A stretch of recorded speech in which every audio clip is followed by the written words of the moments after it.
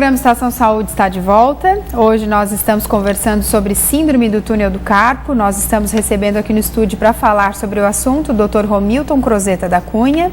Ele é ortopedista e tem muitas propriedades sobre o assunto.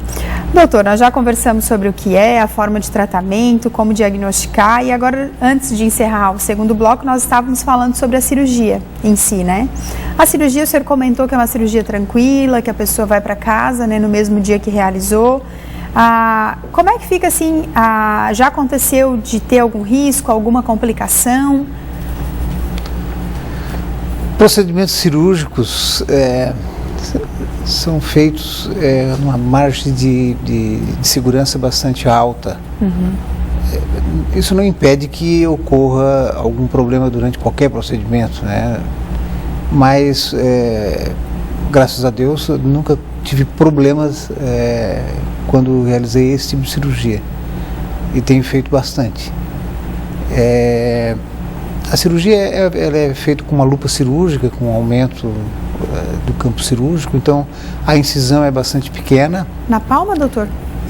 Nessa região entre a musculatura tenar e hipotenar, no meio do punho, geralmente 3 pontos. Uhum. Então é uma incisão mínima, com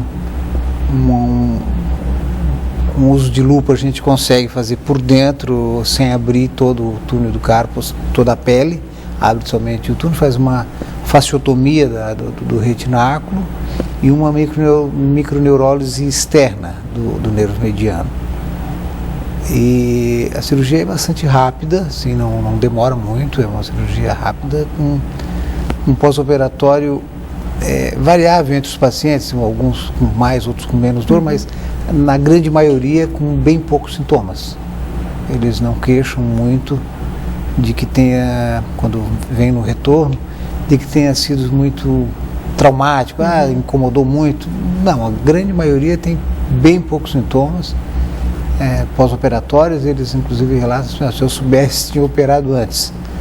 Mas, como eu falei antes, quando a gente trata com pessoas, as pessoas não são iguais, né? Cada uma tem uma resposta, enfim. Mas, via de regra, nós temos bastante tranquilidade em fazer esse procedimento. Doutor, isso é um fator hereditário? Não, a síndrome? Não, ele tem uma frequência tão alta em mulheres que pode dar na mãe, na filha, enfim, mas não tem um caráter hereditário da doença. Ela só é muito comum. Então, doutor, e o senhor sabe que hoje as pessoas estão, assim, acordando, né, para a questão da atividade física, do cuidado, alimentar-se bem, né? E a gente sabe que para a atividade física, a maior parte musculação, pilates, todos usam muito a mão. Um paciente que é pós-operado, depois de quanto tempo ele pode voltar a fazer atividade física?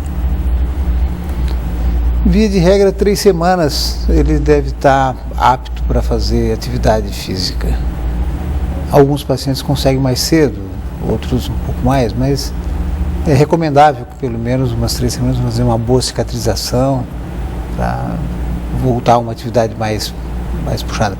A atividade da vida diária, atividades normais, escovar dente, pentear cabelo, eles conseguem fazer tranquilamente no 2º, 3º dia. Nossa, que interessante. Sem muita dificuldade, mas uma atividade com mais força. Eu sempre digo para os meus pacientes que o limite deles no pós-operatório é a dor. Uhum. O que não doer, ele pode fazer. Né? Então, você vai pentear o cabelo, não dói? Tranquilo. Comer, não dói?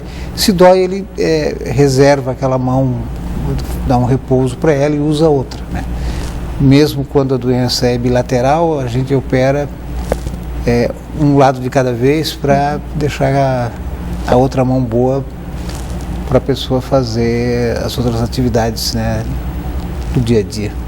Existe alguma limitação depois que a pessoa é operada? Tem alguma coisa que ela não pode fazer? Não. Uma vez operado, os sintomas, via de regra, desaparece a dormência. A dormência noturna, ela some no 1º dia, na maioria das vezes. A dormência residual, alguns pacientes eles não têm só dormência noturna, eles já têm uma dormência constante na mão, quando os casos são mais avançados. Então essa dormência vai diminuindo da palma da mão em direção à ponta dos dedos, as polpas digitais demoram um pouco mais.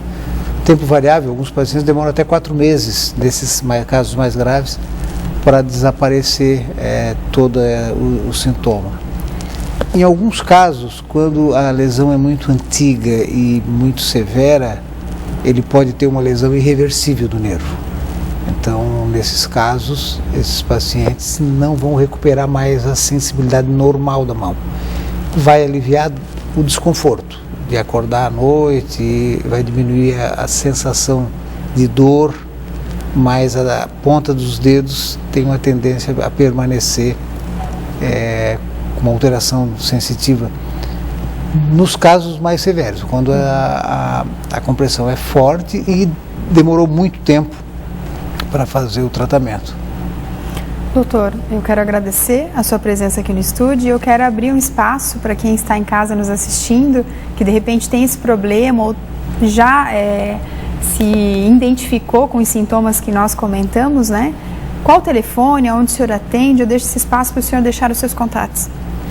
Eu atendo na clínica Ortoimagem.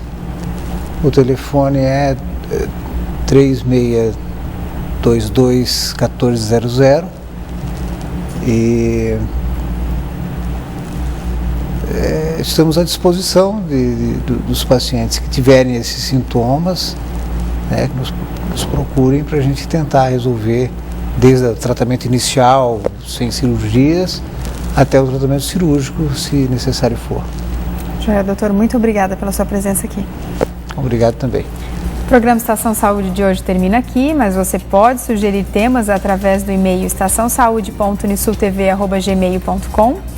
Sempre em nome da loja Quer Quem Embrulhe, que está mudando de local, em breve terei novidades. Muito obrigada pela sua audiência, pela sua companhia e até o próximo programa.